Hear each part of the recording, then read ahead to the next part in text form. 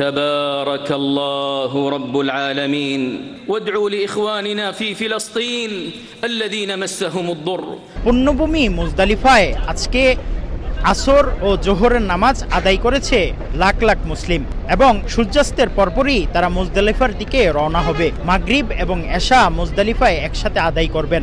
এরপরেই জামরায় পাথর নিক্ষেপ, কোরবানি এবং মাথা মুন্ডনের মাধ্যমে হজের আনুষ্ঠানিকতা শেষ করবেন। এর মধ্যে আরও কিছু কার্যক্রম রয়েছে। সূর্যাস্তের পর সকল হাজি চলে যাবেন মুজদালিফায়, সেখানে তারা এশার ওয়াক্তে মাগরিব এবং এশা আদায় করবেন, সেখানে রাত যাপন করবেন এবং পাথর বা কঙ্কর সংগ্রহ করবেন। এরপর 10ই জিলহজ প্রথমে গিয়ে তারা বড় জামারাতে কঙ্কর নিক্ষেপ করবেন।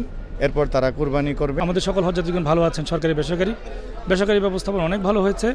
এবছর কোনো অভিযোগ নাই বাংলাদেশ থেকে। চলছে প্রেডিকশন গেম নগদ অ্যাপে। প্রেডিকশন করে জিতুন জিক্সার বাই টিভি, স্মার্টফোন সহ আরো অনেক পুরস্কার।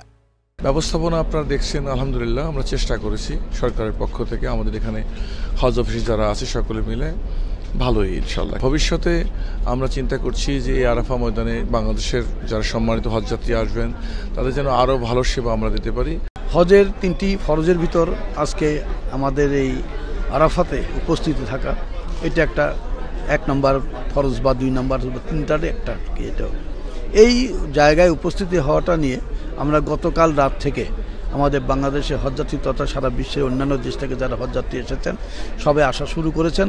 এবার প্রায় 85,000 মুসলিম বাংলাদেশ থেকে হজ পালন করতে পবিত্র নগরী মক্কায় এসেছেন। তারা আজ আরাফাতের ময়দানে অবস্থান করে মুজদালিফার দিকে রওনা হবেন এবং হজের অন্যান্য কার্যক্রমগুলো শেষ করে হজ সম্পন্ন করবেন। এবারের হজ অত্যন্ত সুন্দর ও সুচারুরূপে শেষ হবে বলে আশা প্রকাশ করেছে মন্ত্রণালয়।